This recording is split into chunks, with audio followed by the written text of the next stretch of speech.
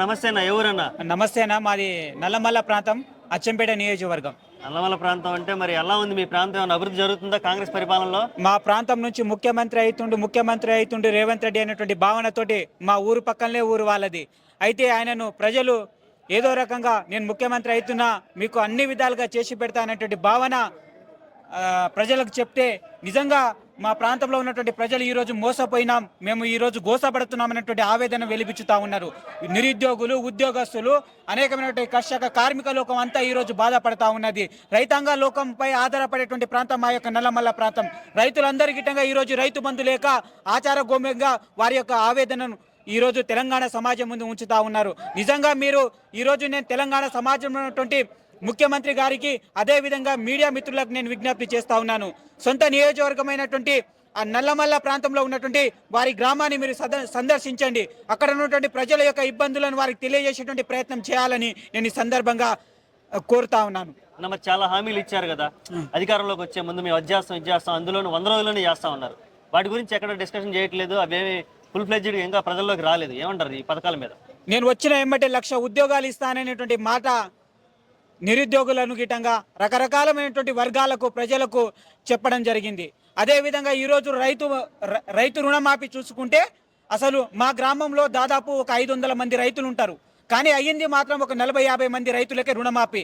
నిజంగా ఏమైనా సిగ్గు, శరం, లజ్జ ఉంటే ఈ కాంగ్రెస్ ప్రభుత్వానికి, ముఖ్యమంత్రి గారికి, ప్రజల పక్షాన ఏదైనా మీకు నమ్మకం, విశ్వాసం, చిత్తశుద్ధి ఉంటే, నువ్వు నిజంగా ఒక ముఖ్యమంత్రిగా నీ యొక్క పాలన చేయాలనుకుంటే, నిజంగా ఒక నల్లమల్ల ప్రాంత బిడ్డగా, నిజంగా మా ప్రాంతంలో పుట్టినటువంటి బిడ్డగా ముఖ్యమంత్రి అవుతున్నట్టే మేము పార్టీలకు అతీతంగా మేము సంతోషపడ్డాం. కానీ ఇట్లా దీనమైనటువంటి పరిస్థితికి దిగజారి మమ్మల్ని ఇబ్బంది పెట్టేటువంటి ప్రయత్నం చేస్తాడని ఏనాడు గిట్టంగా నేను అనుకోలేదు. నా జీవితంలో ఇలాంటి నీచుణ్ణి, మూర్ఖుణ్ణి యొక్క పాలన నేను భవిష్యత్తులో చూస్తానో చూడనో ఆ ప్రాంత బిడ్డగా నేను సిగ్గుపడుతున్నానని ఈ సందర్భంగా తెలియజేస్తా ఉన్నాను. ఓకే, ఇప్పుడు ఏదైతే పథకాలు పెట్టి ఇవ్వలేక ఒక డైవర్షన్ పాలిటిక్స్ నడుస్తున్నాయి, అందులో భాగంగానే కేటీఆర్ గారిని కూడా అరెస్ట్ చేయబోతున్నాం అంటూ కొన్ని వార్తలు వస్తున్నాయి. ఇది డైవర్షన్ పాలిటిక్సా, లేదంటే కేటీఆర్ గారి అరెస్ట్ మీద ఏం చెప్తావు? అసలుకి మీకు దమ్ము ధైర్యం ఉంటే ప్రజలకు ఇచ్చిన హామీల మీద శ్రద్ధ పెట్టండి, లేకుంటే మీకు చేత కాకపోతే పక్కకు జరగండి. కానీ ప్రజల తరపున, సబ్బండ వర్గాల తరపున ఏ సమస్య వచ్చినా మాకు అండగా, మాకు ధైర్యంగా తెలంగాణ భవన్ మాజీ ముఖ్యమంత్రి చంద్రశేఖరరావు తనయుడైనటువంటి కేటీఆర్ గారు యొక్క భరోసా కల్పించు అన్ని సమస్యలను ఈరోజు తన భుజాన వేసుకోగలిగి ఈరోజు ప్రభుత్వాన్ని వెంటాడి చీల్చి ఈరోజు చెండాడుతా ఉన్నాడు. అలాంటి వ్యక్తిని ఈరోజు ప్రజాస్వామ్యబద్ధంగా ప్రజల తరపున, ప్రజల హక్కుల తరపున, ప్రజలకు ఇచ్చిన హామీల తరపున కొట్లాడడం నైతిక బాధ్యతగా, ప్రతిపక్ష నాయకుని వారసుడిగా, ఒక party BRS party working president గా తన యొక్క బాధ్యతను ఈ తెలంగాణ సమాజంలో కీలకంగా పోషిస్తున్నటువంటి నాయకుడి పైన ఇలాంటి కుట్రలు, కుతంత్రాలు చేస్తూ మీరు అరెస్టులు చేసుకోండి, ఏమైనా చేసుకోండి.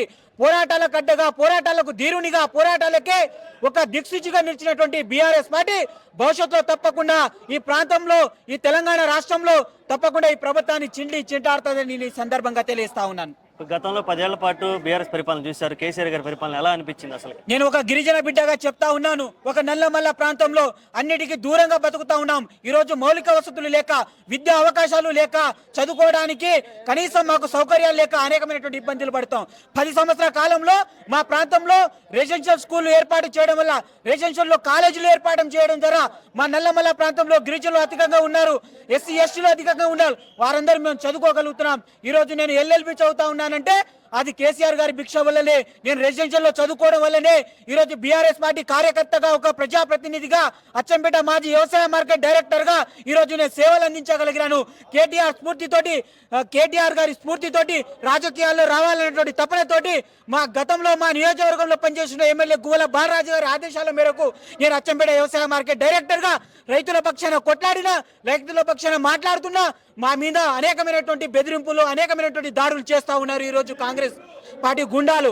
దీన్ని తిప్పకుండా మేము భవిష్యత్తులో గిట్టంగా ఎదుర్కొని ఈ సమాజం తరపున నిలబడతామని ఈ సందర్భంగా నేను తెలియజేస్తా ఉన్నాను. మరి 100 సంవత్సరంలో ఏం పనులు జరగలేదు, ఇంకా మరి 3 ఏళ్ళు 4 ఏళ్ళు పరిపాలన చూడాలి కదా, ఎలా భరించాలి? 3-4 ఏళ్ల పరిపాలన ఈరోజు సమాజం అంతా ఈరోజు చీకట్లో మగ్గుతా ఉన్నట్టుగా భావిస్తా ఉన్నది తెలంగాణ సమాజం. కాబట్టి 3 సంవత్సరాలు కాదు, 3 రోజుల గిట్టంగా వీళ్ళని భరించేటువంటి ఓపిక తెలంగాణ సమాజానికి, తెలంగాణ ప్రజలకు, తెలంగాణ ఉద్యోగస్తులకు ఎవరికి గిట్టంగా సంతోషంగా లేరు. ఈరోజు పోలీసులు తమకు కావాల్సినటువంటి హక్కుల కోసం వాళ్ళు కొట్లాడితే వాళ్ళని ఇబ్బంది పెడతా ఉన్నారు, రైతులు కొట్లాడితే వాళ్ళని కేసులు పెడతా ఉన్నారు.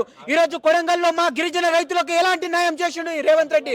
నిజంగా ఒక గిరిజన బిడ్డగా నేను ఆవేదనతో ఈ రోజు వెళ్ళిపుచ్చుతా ఉన్నాను. ఎందుకు మీరు ఇంత మా పైన మీరు ఇంత కక్ష కడతా ఉన్నారు? గిరిజనులు అంటే అంత చులకనా, అంత తక్కువనా? మేమేనికి పనికిరామా? తప్పకుండా రేవంత్ రెడ్డి గారు, నీ యొక్క పత్రం ఈ రోజు మా గిరిజన జాతి నుంచే మొదలైంది. తప్పకుండా తెలంగాణ గద్దె నుంచి దింపడం, నీకు రాజకీయాల్లో శాశ్వత రాజకీయం లేకుండా చేసేటువంటి బాధ్యత గిరిజనులుగా మేము తీసుకుంటామని ఈ సందర్భంగా నేను కోరుకుంటున్నా.